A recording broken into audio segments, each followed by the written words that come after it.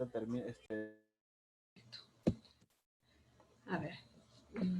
Vivo al WhatsApp, ya para que lo puedas validar y ya puedas iniciar. Ok, listo. A ver. Ya está. A ver. Muy buenas tardes. ¿Qué tal? Buenas tardes. Mi nombre es Angélica Pozo. Listo, Angélica, ya puedes iniciar. Ahí, listo. A ver.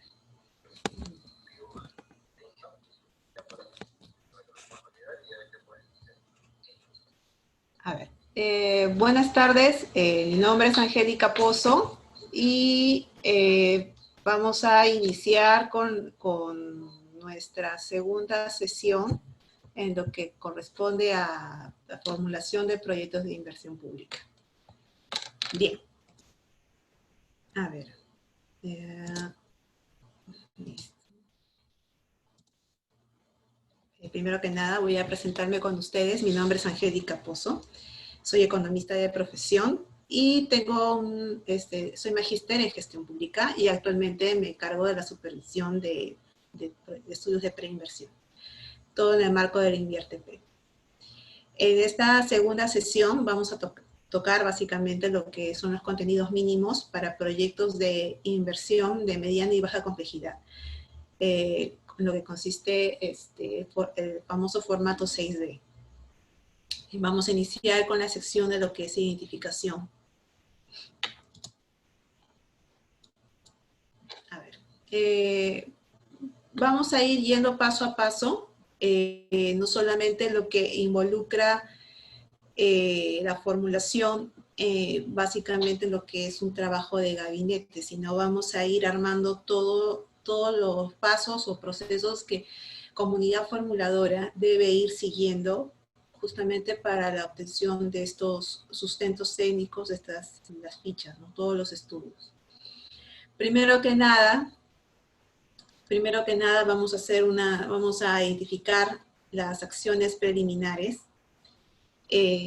Básicamente, ¿qué es lo que primero comunidad formuladora, una vez identificada la cartera de proyectos y asimismo también ya priorizados, que han sido compatibilizados con la OPMI respectiva, ya sea de su sector o ya sea de gobierno regional o gobierno local, una vez ya tenido identificado cuáles son los proyectos que se van a proceder, cuáles son las inversiones que se van a proceder a formular, se va a tomar bajo dos modalidades, ¿no? Que el área de la unidad formuladora va a poder tener que determinar.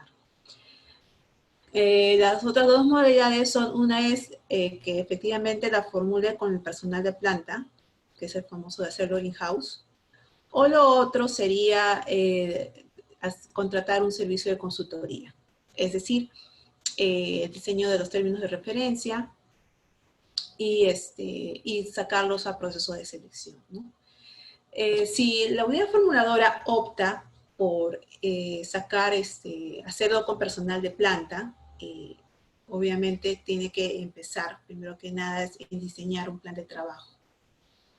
Este plan de trabajo, de alguna manera, lo que nos va a ayudar es a identificar todo lo que es los procedimientos necesarios y hacer un cronograma establecido para identificar los tiempos que le va a tomar cada uno de estos estudios, ¿no? No solamente los estudios, sino también los trabajos de campos necesarios que van a hacer.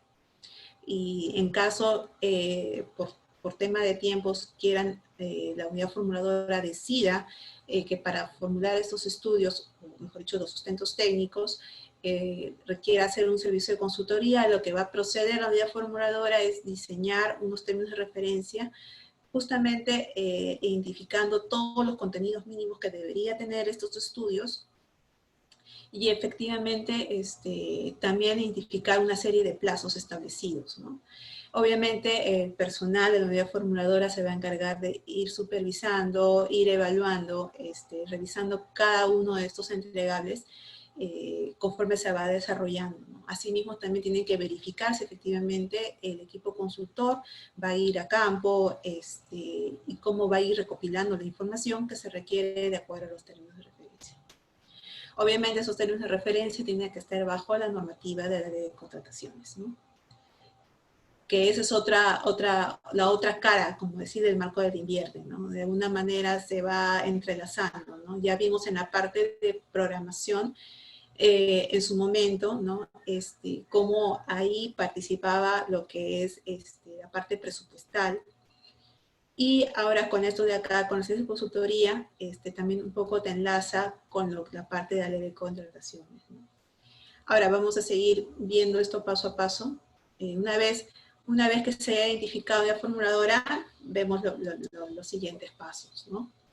Por ejemplo, digamos que la unidad formuladora decidió hacer sus estudios o los sustentos técnicos para las fichas simplificadas, las fichas de mediana baja complejidad, las fichas técnicas. En este caso vamos a identificar lo que son los proyectos de baja o mediana complejidad, que son los más comunes hasta el momento, creo yo, que los que se está teniendo. Lo decida la unidad formuladora hacerlo en planta con su equipo. ¿Qué es lo que cómo vamos a empezar con esto? Muy simple. Así como pueden ver en el PPT, estos son los profesionales claves, por decirlo así. Yo los llamaría también los profesionales que comúnmente se usan en la mayoría de los proyectos, ¿no? Cabe resaltar que cada proyecto, de acuerdo al sector, de acuerdo a la naturaleza, va a tener un requerimiento adicional o específico de cada uno de esos profesionales, pero lo que generalmente se repite es esto que están acá en lista, ¿no? Primero que nada, los economistas, quienes salen una economista, es la que generalmente se encarga de lo que es formular el estudio, en qué aspectos más toca acá el economista, o qué es la parte que más influye acá, como su participación, en lo que es la parte de la toma de encuestas, el estudio de mercado, que es toda parte del trabajo de campo, que lo vamos a ir detallando más adelante, la parte de lo que es la evaluación, el análisis de oferta-demanda, análisis de brecha, ¿no? Y la evaluación económica, que también es importante, y la evaluación social, que también lo vamos a ir tocando en las demás sesiones, ¿no? Otra personal clave del equipo son los arquitectos, quienes se encarga de hacer el diseño arquitectónico, los anteproyectos necesarios, también hacen un diagnóstico situacional de la unidad productora, ¿no? En este caso, de repente, si el equipo va a ir a lo que es no sé, mejorar o ampliar los servicios educativos de una institución educativa, ahí los arquitectos básicamente hacen su levantamiento, ¿no? Hacen también, hay un levantamiento topográfico también, también hay un análisis minucioso de lo que se requiere también para levantar información, que también lo vamos a ir tocando. Los ingenieros civiles, ellos se encargan básicamente de lo que es la parte de el análisis de costos. Asimismo, también se encargan de lo que es el análisis estructural. Ellos también se encargan de levantar cierto tipo de información para que también puedan retroalimentar el estudio, ¿no? Están la parte de los ingenieros sanitarios, los ingenieros electricistas, en fin. Como pueden verlo, es un equipo multidisciplinario que en realidad cada uno de ellos de su parte de su especialidad van a ir aportando para el diseño de estos estudios, ¿no? También tenemos los ingenieros ambientales, que también es la parte clave, ¿no? Que ahora el INVIERTEP también pone bastante énfasis en lo que es la parte del cambio climático, y también la parte de análisis de impacto ambiental, que cada intervención puede afectar. Obviamente, no todos los proyectos van a tener el mismo impacto, y también va a depender mucho de la ubicación y del tipo de intervención que se va a realizar, ¿no? Los especialistas sociales, acá lo puse en general especialistas sociales porque va a depender mucho de la naturaleza del proyecto. Por ejemplo, si fuera un proyecto turístico, generalmente acá se toca con especialistas en turismo, ya que ellos se encargan básicamente de diseñar, o sea, de proponer las rutas turísticas, o ven desde esa perspectiva qué tipo de, digamos, servicios complementarios en el aspecto turístico podrían influir mucho en la mejora de justamente que debería tener el proyecto, ¿no? Esa cualidad, ellos tienen otra visión. Lo otro, si fueran proyectos culturales, como en su momento también se los había planteado los proyectos de enfoque intercultural, acá también entran mucho lo que son los sociólogos y también los lingüistas, ¿no? Entonces, es todo un mix, va a depender mucho, en realidad, del tipo de proyecto que se va a hacer, ¿no?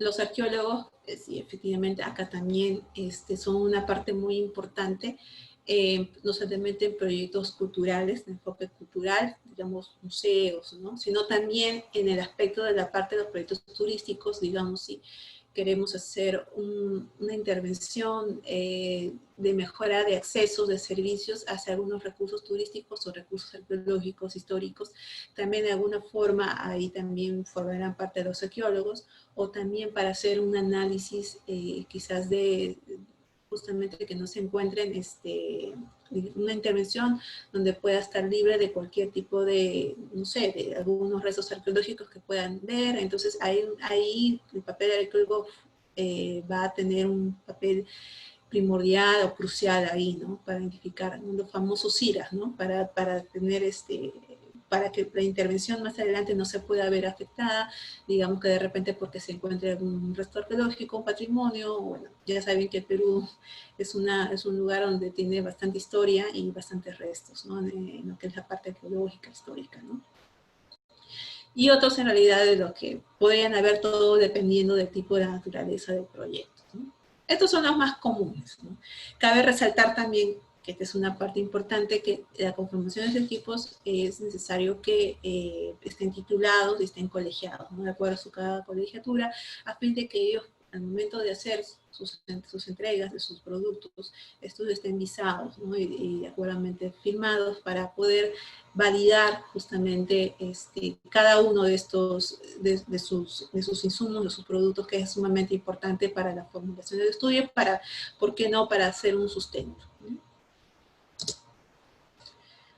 Ahora, ya teniendo identificado al equipo que va a conformar justamente para el levantamiento de información de campo, ya se ha definido todo este grupo. Entonces, luego de ello procedemos a lo que es el levantamiento de información. Entonces, ¿qué pasos vamos a hacer lo que es para el levantamiento de información de campo? A ver, ahora sí, ya se aprecia nada. Lo primero que nada es, primero que nada, como ya se ha planteado, como les comenté, si se hacía in-house, o también los términos de referencia, también es importante hacer un cronograma de actividades, donde también incluye el trabajo de campo. Generalmente los trabajos de campo toman una semana, generalmente, es el mínimo, ¿no?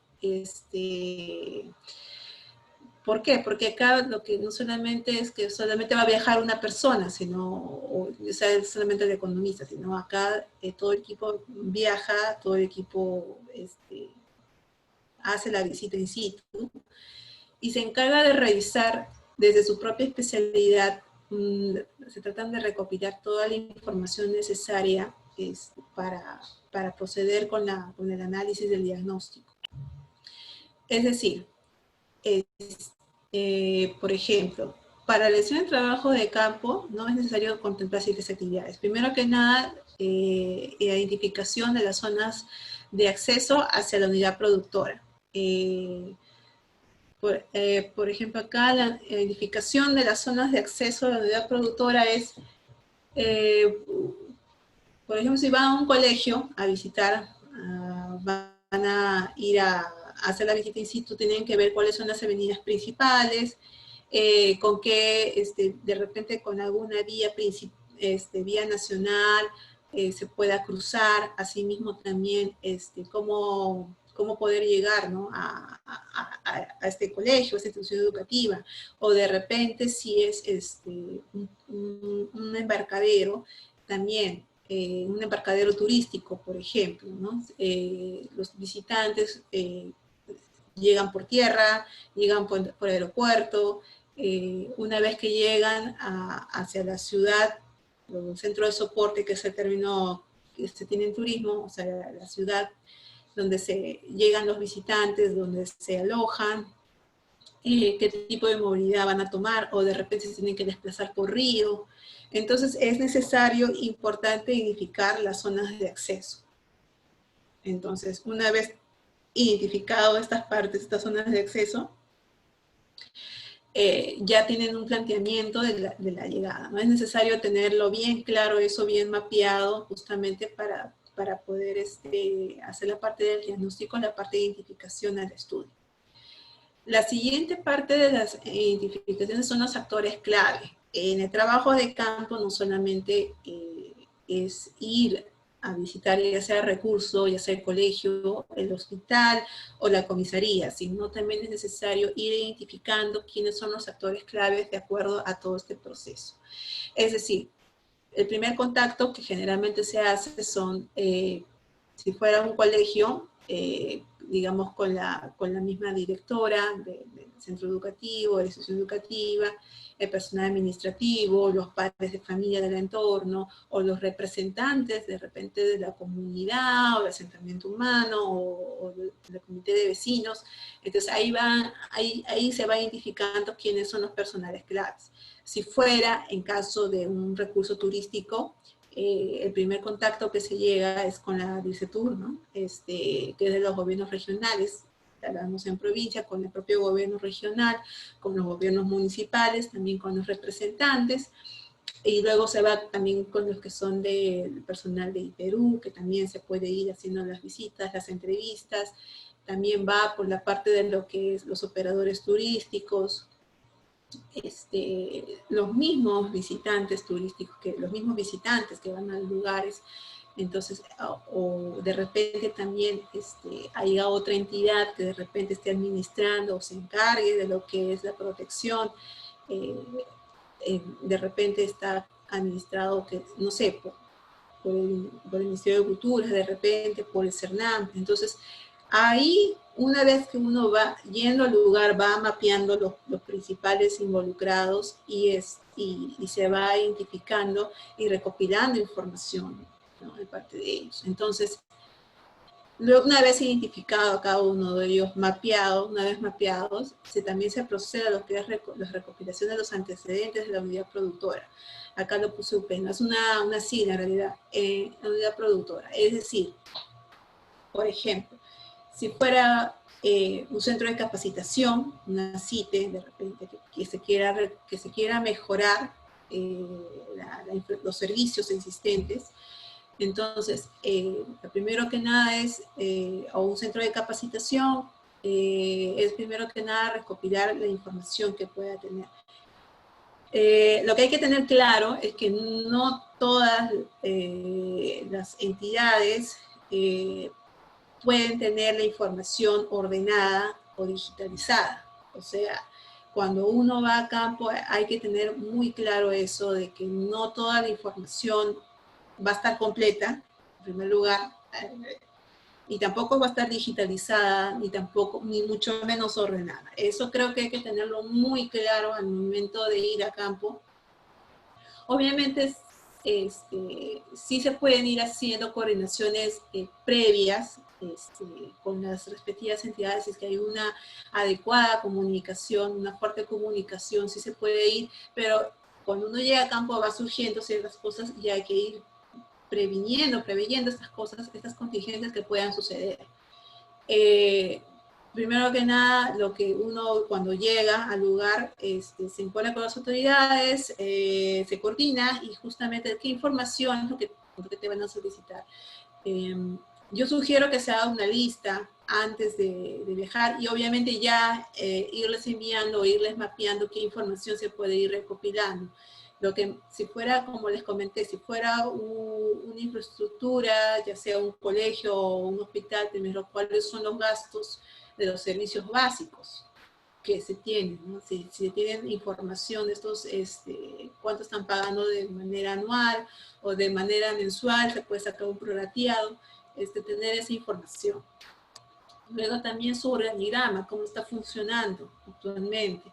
¿Quién está a cargo? ¿Qué oficinas cómo están manejando esta parte de acá, ¿no? O sea, Asimismo también cuánto se le está pagando el personal. Entonces es importante tener muy en claro en este aspecto de qué tipo de información se vaya a recuperar. Otro también es su plan estratégico institucional, que ¿para qué? Para ver qué tan enmarcados justamente las intervenciones se pueden ir acoplando con el plan estratégico. Es importante también tener eso. Otro de los puntos son los inventarios del equipo y ver cómo está actualmente este equipo, si está en buen estado, si está en pésimo estado, está para darlo de baja, no solamente el equipo, el mobiliario existente, ¿no? Entonces es necesario tener mapeado también eso y sustentado, ¿no? Otro tipo de información que es necesario, de repente la toma de fotografías del lugar, ver si cumple o no cumple, en qué situación está. De repente hay que tener bastante, hay que, como les digo, recopilar. Eso les digo desde la parte para la formulación del estudio, no contando con la parte de lo que es el anteproyecto. En la parte de arquitectura, los arquitectos ellos ven otro tipo de su propia especialidad, ven lo otro que es necesario recopilar, ¿no? Ellos se encargan de ver las conexiones de lo que es con agua, desagüe, ¿no? Cuáles son los lugares donde hay este tipo de conexión. Así también ellos se encargan de observar lo que es la energía eléctrica, ¿no? Cómo está el alumbrado público, cuáles son los puntos de conexión para hacer sus diseños. En caso también de lo que es, hacen con la parte de ingeniería, se encargan de hacer el estudio de suelos, ¿no? Las calicatas correspondientes, de no existir, pues se tiene que hacer, hacen los metrados o búsqueda de repente de planos, ¿no? Anteriores a esos, entonces ahí se va a ir mapeando este tipo de información, ¿no? Ahora, continuando con esto, ¿qué otras actividades más se pueden ir haciendo, ¿no? Una vez que ya se ha identificado estos actores claves, como se había comentado, mientras se está recopilando la información, ¿qué otras cosas es importante también tomar en cuenta, ¿no? Es necesario tener también ya, hacer las entrevistas necesarias para este tipo de, una vez mapeados los actores, es tomar el tipo de información. ¿Por qué es importante las entrevistas? Muchos preguntan, o sea, había muchas dudas en ese aspecto. ¿Por qué es importante? Muy aparte también de las encuestas del estudio de mercado y del taller de involucrados, que más o menos les voy explicando cómo va acá la metodología, ¿no? Hay una sección que también la vamos a ver, que es el análisis de involucrados. Es necesario tener en cuenta también las opiniones de todos ellos, de todos los actores, porque desde cada uno de ellos ven de su propia perspectiva cuál es la problemática existente que se pueda presentar en el servicio que va a ser objeto del proyecto. Por ejemplo, si fuera para la mejora de un servicio turístico, el gobierno regional o la DIRCETUR, desde su propio ámbito, ellos van a identificar una problemática, de repente de la parte de los servicios públicos, ¿no? De que falta de la mejora, de un embarcadero, por decirlo así, o de repente de una accesibilidad, de un camino que pueda llegar a ser recurso turístico y que no les permite poder promocionar o difundir, ¿por qué? Porque no hay estas facilidades. Desde la parte de los visitantes, los turistas, ellos pueden tener otra perspectiva, ¿no? De repente no solamente eso, sino que de repente no hay un adecuado conocimiento de parte del personal, de los guías que le puedan satisfacer para ellos, para hacerles sus guiados. O de repente que los operadores turísticos no están ordenados, hay mucha informalidad. O sea, ellos ven, desde cada uno de estos actores se va a ir viendo justamente estas diferentes problemáticas, diferentes perspectivas, ¿no? Entonces es necesario tener recopilado toda esta información de cada uno de ellos al final, para poder mapear justamente cuál sería uno de los problemas o cuáles son las intervenciones necesarias e importantes justamente para poder identificar en el proyecto. Lo otro que se puede ir siguiendo, mapeando, son la realización de encuestas, ¿no? Con los beneficiarios. En proyectos turísticos generalmente se mapea, hay una estrategia necesaria que se debe plantear justamente para la toma de encuestas. Y la toma de encuestas es importante para el análisis de la demanda. Es necesario para poder dimensionar el tamaño que va a tener la intervención y hasta qué punto. Es por eso que las encuestas son claves, porque nos arrojan justamente sus resultados, nos puede ayudar a determinar hasta qué punto es la demanda, el requerimiento, la necesidad para poder intervenir, hasta qué punto también es su tamaño de intervención. En caso de los proyectos turísticos, generalmente las encuestas se hacen en los aeropuertos o en los terrapuertos. ¿Para qué? Para ver, primero que nada, no necesariamente los turistas van a ir a un recurso turístico identificado, pueden ir a otro, no necesariamente donde va a ser la intervención. Entonces, de alguna manera, ahí ya vas haciendo un descarte, una disyuntiva, ¿no? Que cuánto es la acogida a este recurso turístico, de repente por desconocimiento.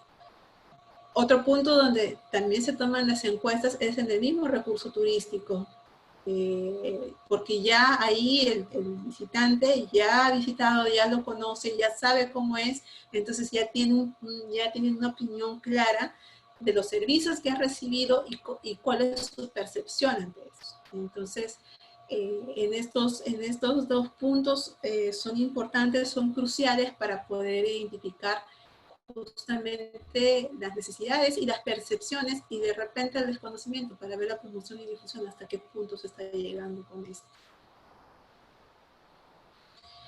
En paralelo también, como digo, el trabajo de campo, se van tomando estas encuestas, ya se han mapeado las entrevistas, es necesario la realización de un taller de involucrados. Generalmente en los estudios de preinversión se hace un solo taller de involucrados. Obviamente esto no está oleado y sacramentado, pueden ser 2, pueden ser más, los que crean necesarios, si es que lo requieren, pero lo ideal, lo mínimo es 1, pero lo ideal sería que fueran 2. ¿Por qué? Digo lo ideal, no es que necesariamente eso se practique, en algunos sectores se practica, en otros no necesariamente, va a depender mucho. En el primer taller de involucrados, no es lo mínimo que se hace, se invita a los actores que ya se han mapeado, a los actores claves, y justamente parte también a los representantes de la misma población beneficiaria de ser necesario, eso sí, de hecho de cajón, ¿no? Yo en caso digo visitantes, hay algunos que sí, otros que no, pero en caso de repente de colegios sí, o sea, la población, comisaría, ¿no? ¿Por qué es importante? Porque al momento de hacer talleres involucrados hacen la famosa metodología de lluvia de ideas para armar el árbol de problemas. Entonces, esta lluvia de ideas, cada uno de los beneficiarios, los participantes, va a manifestar de manera clara cuál es la problemática que se debería, que se presenta justamente de repente en un centro educativo, de repente en un hospital, de repente en una comisaría. Ya sea en los servicios, en la atención al mismo personal, qué tan accesibles son para ellos, también a las mismas autoridades, que son ellos que se encargan de repente de administrar ese servicio, ellos también manifiestan su problemática, de repente que por falta de presupuesto no pueden ampliar, digamos, un ambiente que es necesario, o de repente no cuentan con adecuados servicios higiénicos, o de repente sus oficinas están totalmente inhabilitadas, no cuentan con suficiente mobiliario. Entonces son problemas que de alguna manera ellos van a ir manifestando y eso se va a ir mapeando para armar la lluvia de ideas, y de alguna manera lo que se quiere conseguir ahí en ese momento es poder armar el árbol de problemas a partir de esta lluvia de ideas y poder ir plasmando las posibles intervenciones, es decir, qué alternativas de solución se pueden ir planteando ahí. Ojo, ese es desde un primer marco, la parte de diagnóstico. Ahora bien, una vez identificado esto, les dije que sería ideal dos talleres de involucrados. Sí sería lo ideal, pero no necesariamente se practican. en todo, ¿no? La segundo taller es una vez que ya se tenga el estudio ya terminado, no declarado viable aún, ya he terminado, ya hay un anteproyecto arquitectónico, ya hay un diseño de lo que se quiere conseguir, y se presenta en un nuevo taller con los mismos representantes, y decirles, miren, esto va a ser la intervención que queremos, a lo que queremos alcanzar, a lo que está apuntando el proyecto, y ver para ellos su perspectiva, si están de acuerdo, si creen que se puede mejorar algo más, de alguna manera para hacerlos partícipes. Y así, ¿por qué no decirlo?, para evitar justamente problemas o algunas inquietudes más adelante, ¿no? Entonces, esa es justamente la idea de la realización de los talleres de involucrados, acercar a la población, acercar a la gente, y de que ellos también sean partícipes justamente de los proyectos de inversión. No hacerlos tan alejados, sino también hacerlos partícipes, y que ellos también estén de acuerdo en que justamente se puedan ir realizando cada uno de ellos. Otra cosa, otro punto de lo que son el levantamiento de información es con respecto al levantamiento topográfico. Como ya les había comentado, esta parte es con respecto a, bueno, justamente para hacer el diseño arquitectónico es necesario tener un levantamiento topográfico. Esta parte, más que nada, es información que lo van recopilando la parte de arquitectura, la parte de ingeniería, también está el análisis de mecánica de suelos, como se había comentado. Si en caso, generalmente no todas las entidades tienen esos estudios de sus propias, de sus propios centros, de repente, y si es que no lo tienen, sí se tiene que hacer necesariamente. La búsqueda de levantamiento arquitectónico, efectivamente, ¿no? Hacer un mapeo de la parte de arquitectura, cómo está, de no tener planos, de repente, antecedentes de estos, sí se tiene que hacer un levantamiento. La búsqueda de parámetros urbanísticos, eso sí también es necesario. La parte de ingeniería, eso tienen que ir a los gobiernos regionales, gobiernos locales, a las autoridades encargadas justamente de emitir, las municipalidades, ¿no?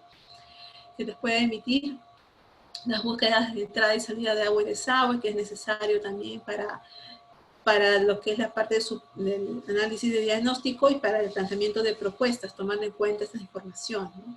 La ubicación de fuentes de energía eléctrica, plano saneado del terreno, el saneamiento físico legal también es muy importante para la parte de las intervenciones. Si no tenemos un espacio ya saneado para intervenir, va a ser muy complicado, porque es una de las partes.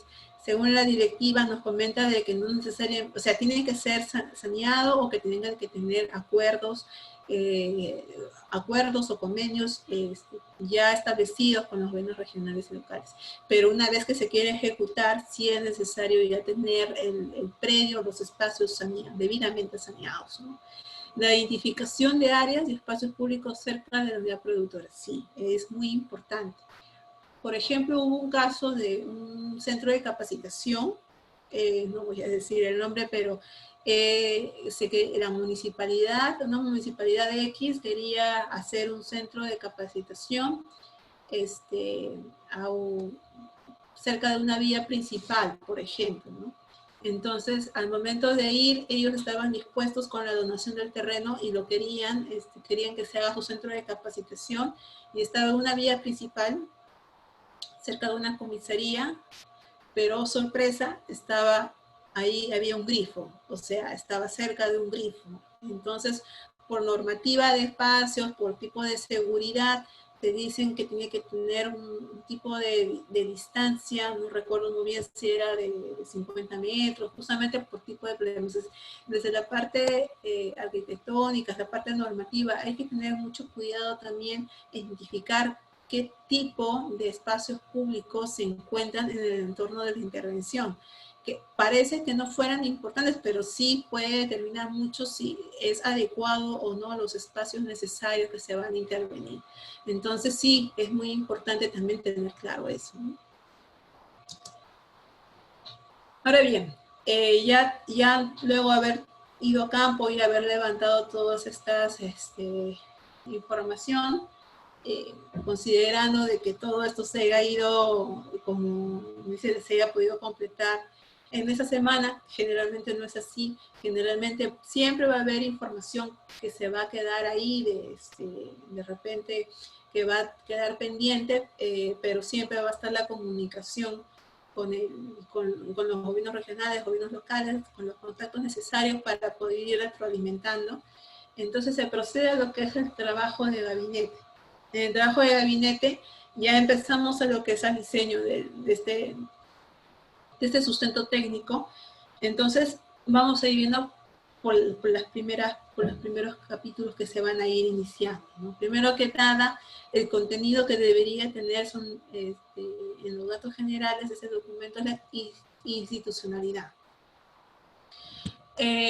La institucionalidad, primero que nada hay que definir los datos justamente de todas las áreas competentes o los organismos competentes justamente para el diseño del proyecto, ¿no? Primero que nada hay que tener claro quién es la unidad formuladora, primero que nada poner el nivel de gobierno, ¿no? La entidad, donde está la unidad formuladora, el nombre de la unidad formuladora, ya sea la oficina que se encarga de lo que es infraestructura, o de repente la oficina de presupuesto. Entonces ahí ya van colocando el responsable también de la unidad formuladora. Asimismo también es necesario tener claros los datos de la oficina de programación multianual de inversiones, ya sea del sector, del gobierno regional, gobierno local. Los datos de la unidad ejecutora de inversiones, también es necesario plasmarlo ahí. La unidad ejecutora presupuestal, quizás de repente puede ser que sea la misma unidad ejecutora de inversiones o puede ser otra encargada. Y la unidad administradora. La unidad administradora, en caso de esto, es un plus en realidad, no es que necesariamente esté mapeado, pero en caso de proyectos turísticos sí lo toman bastante en énfasis la unidad administradora, porque es la unidad quien se va a encargar de administrar y cuidar justamente las intervenciones que se van a hacer en caso, digamos, de recursos turísticos. Por ejemplo, si fuera en una intervención de una reserva nacional, ahí se encarga el mapeo CERNAM, ¿verdad? Entonces, la unidad administradora acá sería, por ejemplo, la CERNAM. O de repente quizás sea la intervención cerca de unos restos arqueológicos históricos y esté ahí Ministerio de Cultura. Entonces la unidad administradora sería el Ministerio de Cultura, porque a favor de ellos sería la intervención. Entonces va a depender mucho de la naturaleza. Esto yo lo puse como un plus para que pueda tener claro, también es un aspecto para tener quiénes se van a encargar de... No solamente se identifica la institucionalidad justamente que están involucrados en el proceso de la formulación y ejecución del proyecto, sino también en la parte de la operación. Una vez ya definido esta parte, vamos a entrar a lo que son las responsabilidades funcionales y la tipología del proyecto de inversión. Como pueden apreciar acá, vamos a ir viendo que de acuerdo al anexo 2, ahí les he dejado el link, también hay un link donde pueden entrar en el anexo 2, justamente te menciona el clasificador de responsabilidades funcionales del Sistema Nacional de Promoción Multianual y Gestión de Inversiones. Este anexo 2 es importante porque de alguna forma ahí hay un cuadro donde te plasma todo de todos los sectores, ya sea de cultura, turismo, justicia, de repente de la parte interior también. Entonces hay un mapeo ahí justamente de la función, la división funcional de cada uno de ellos, a qué grupo funcional pertenece y el sector responsable y la tipología del proyecto. Entonces es importantísimo también tener claro esta parte de acá, ¿no? También ahí les puse un dato de lo que es la parte del formato 6B, justamente porque va a ir acorde al formato 6B de sustento técnico. El sustento técnico lo que se quiere es enriquecer y darle un sustento muy claro, muy conciso y más aterrizado con toda la información que se pueda recopilar para darle justamente énfasis. Entonces, estamos tocando esta primera sección, es por eso que lo estoy acá remarcando, ¿no? Sigamos viendo.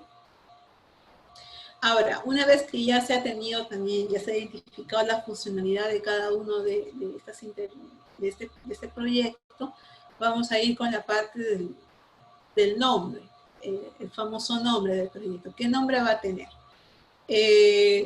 Cuando uno ya, o sea, cuando la unidad formuladora hace un mapeo de las posibles intervenciones en su cartera, ya lo define, lo prioriza, se pone un nombre establecido, pero no necesariamente ese nombre, o de repente cuando se haga un término de referencia para un servicio de consultoría, también se pone un nombre, pero ese nombre no necesariamente es que va a estar escrito en piedra, va a quedar.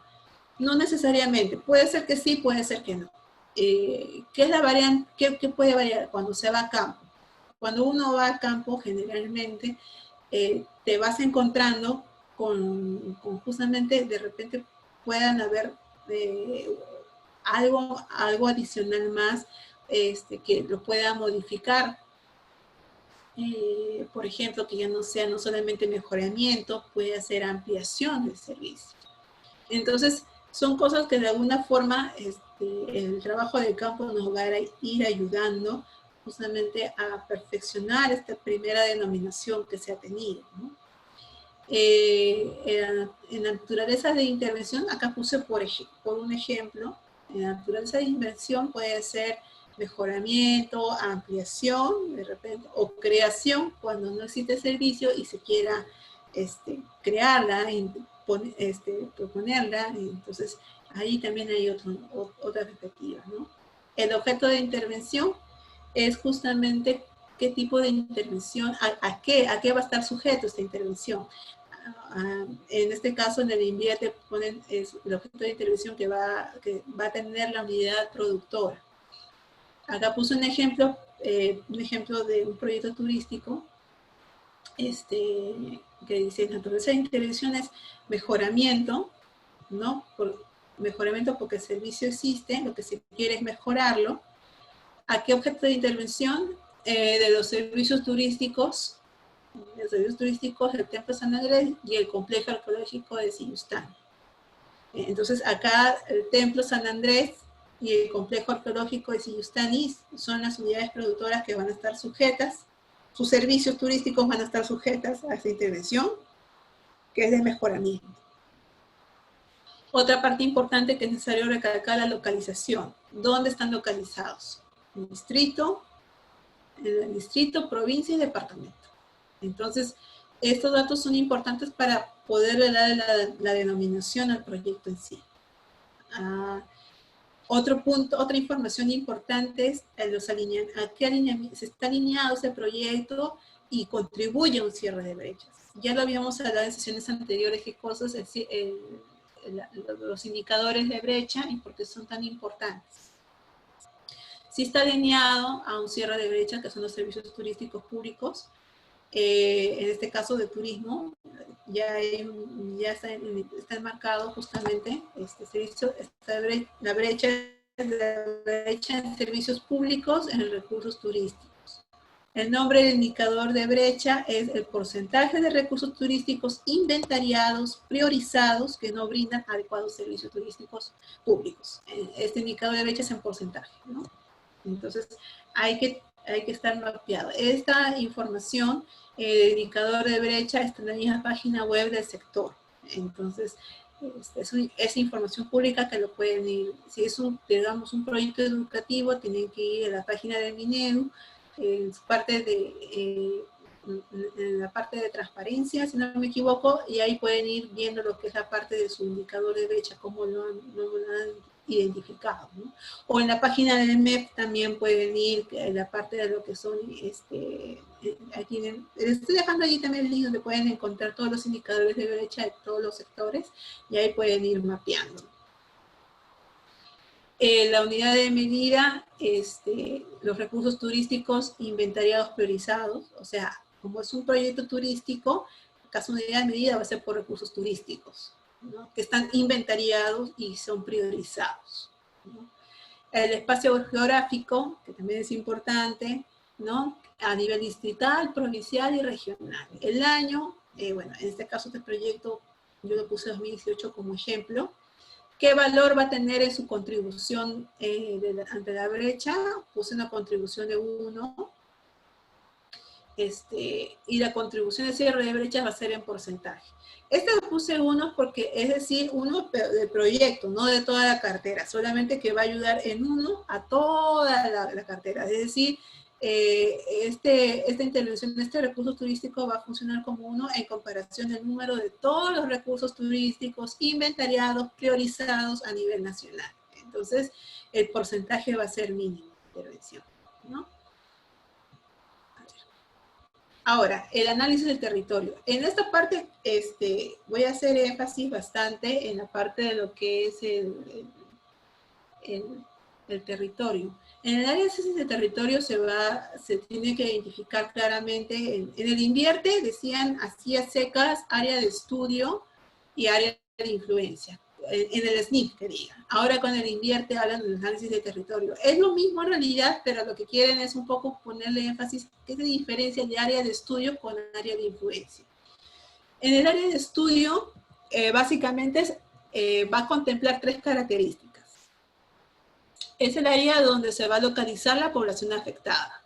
Es decir, por ejemplo, si fuera un recurso turístico, habíamos visto de Sinustani, va a ser la población que está cerca, que va a estar cerca de este recurso turístico, ¿no? Que son ellos quienes, digamos, los visitantes llegan y son donde a ellos les consumen de repente por hospedaje, de repente por alimentación, guiado. Entonces ellos se ven afectados si de alguna manera los servicios hacia estos recursos turísticos no son adecuados. ¿Por qué? Porque va a bajar, digamos, el número de visitantes y a ellos los afecta económicamente porque no van a haber ingresos. Entonces, ahí va por lado de la población afectada. Si fuera un colegio, por ejemplo, digamos, un colegio que no cuente con las condiciones necesarias para brindar los servicios educativos, no solamente a sus estudiantes, o sea, todos los niños que estudian justamente en ese entorno, los padres de familia que van a manifestar sus quejas de que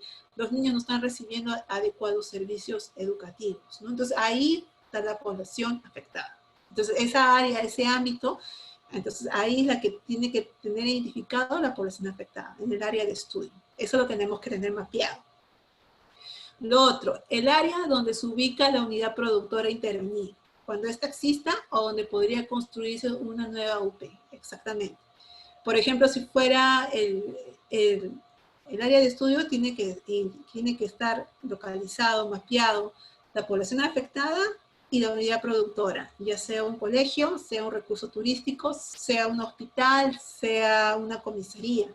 Y si en caso no exista, bueno, en caso de los usos turísticos sí o sí existe, pero si en caso sea un hospital o una comisaría y no la tiene y la población lo requiere, es necesario mapear dónde podría ubicarse, ¿no? Entonces, ¿dónde podría construirse? Entonces, si es necesario, tiene que estar ahí dentro del área de estudio. Otra característica es el área donde se ubican otras unidades productoras a las cuales pueden acceder la población afectada. Es decir, como les dije de la comisaría, si en caso en una comunidad X no tengan una comisaría, ellos tienen que recurrir a otra comunidad, a la comunidad Y, que está, no sé, a 50, 60 kilómetros, y tienen que recurrir ahí, porque es lo único que es, el único servicio.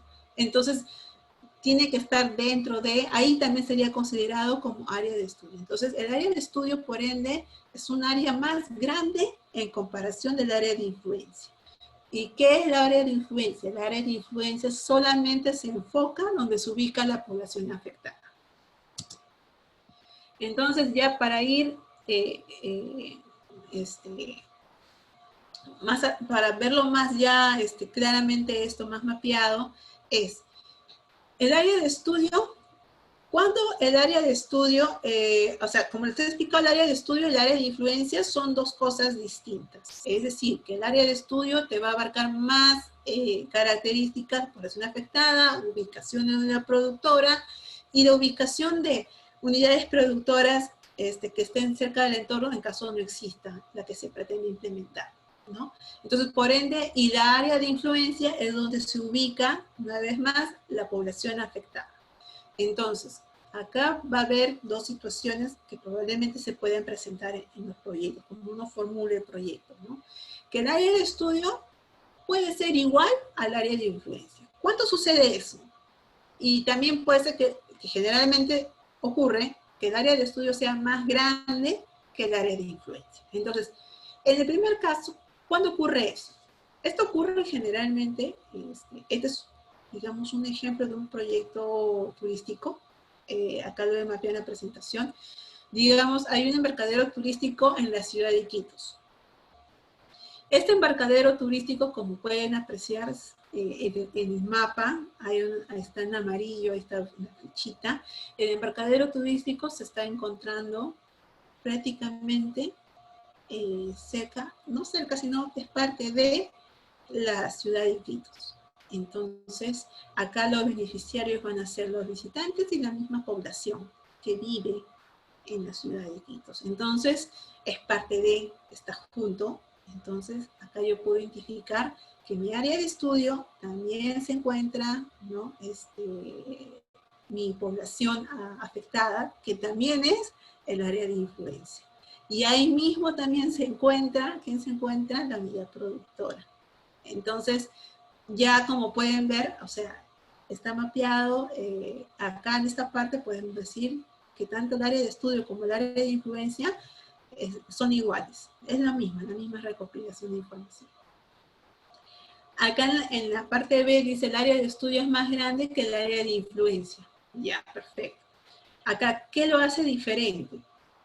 Acá el área de influencia, mi área de estudio, acá yo le he mapeado mi unidad productora, o sea, mi recurso turístico, va a ser el lago Sandoval. Este es en Puerto Maldonado, si no me equivoco. Sí, Puerto Maldonado. Y como pueden ver, este recurso turístico está alejado de la población afectada, que es Puerto Maldonado, que es el punto, o como dicen estos centros de soporte, donde llegan todos los visitantes turísticos llegan por avión, y justamente tienen que hacer su traslado por río para llegar hacia el lago San Juan. Entonces, el área de estudio no solamente me voy a limitar a Puerto Maldonado, sino también a la accesibilidad que es por río hacia mi recurso turístico, hacia mi unidad productora, que es el lago Sandoval. Entonces, como pueden ver, mi área de estudio va a incluir Puerto Maldonado, la accesibilidad, el recurso turístico, entonces mi área de estudio va a ser más grande. Y mi área de influencia va a ser acá, la ciudad de Puerto Maldonado. Entonces, son dos ámbitos distintos, como han podido apreciar, ¿no? Entonces, los ámbitos de área de estudio de influencia pueden variar, ¿no? Con el avance de elaboración del documento técnico, o sea, ese sustento que justifica la decisión de inversión como resultado de la incorporación de mayor información. Entonces, como pueden ver, estas dos perspectivas se van a ir viendo en campo, se van a ir mapeando, se van a ir identificando. Como les comento, esta parte es muy importante. Esta es la primera parte. En la parte de identificación hay mucha más información que se va a ir recopilando, ¿no? Entonces, aquí les dejo algunos links a algunas fuentes de información para que lo vayan revisando. Justamente fuente de información de la página del MEF, justamente de contenidos mínimos, que vamos a ir viendo en las siguientes sesiones.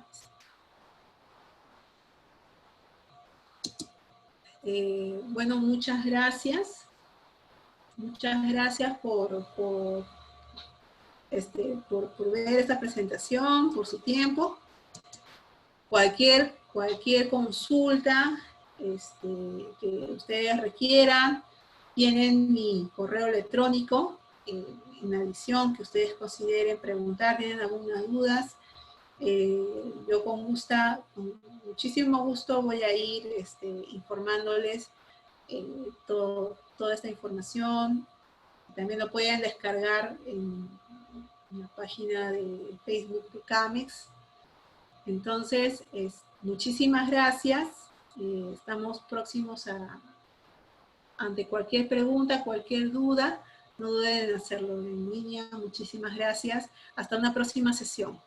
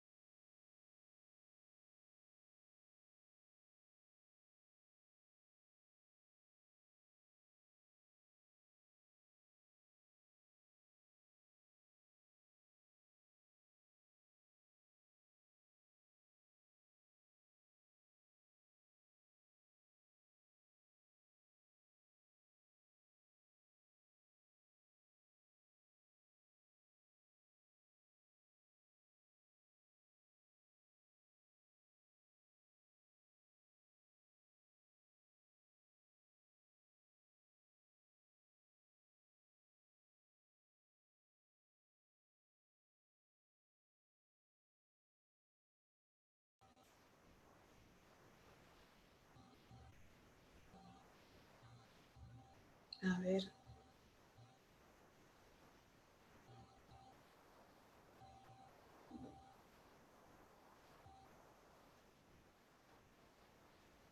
¿Dónde está? Ahí.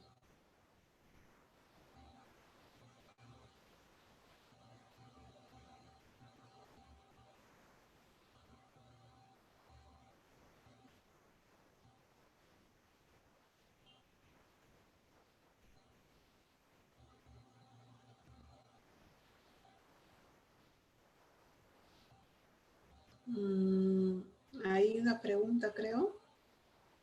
Acá hay una pregunta.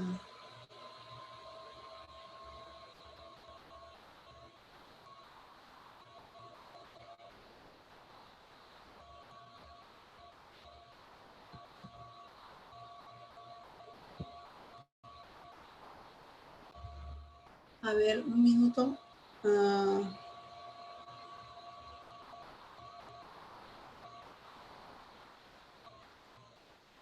No salgo de acá. No